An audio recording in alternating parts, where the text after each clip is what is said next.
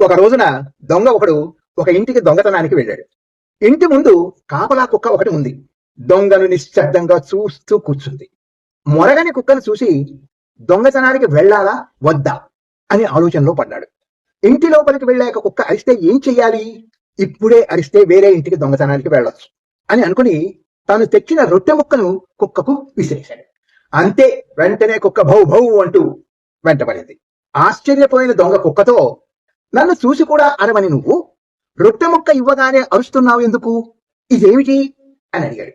నువ్వు ఊరికే ఉన్నప్పుడు ఇంటి బంధువో తెలిసిన వాడివి అయి ఉంటావేమో అని అనుకున్నాను, కానీ ఎప్పుడైతే నువ్వు ఉచితంగా రొట్టె ముక్క విసిరావో అప్పుడే నాకు అర్థమైంది నువ్వు దొంగవని అని బదులిచ్చింది కుక్క. ఆలోచించాల్సిన విషయమే కదా ఇది. ఉచితం అనగానే ఆలోచన మరిచి ఎగబడుతున్నారు జనాలు. ఉచితంగా రొట్టె ఇచ్చాడంటే అందులో ఎంత అర్థం ఉందో గ్రహించగలిగింది కుక్క. కానీ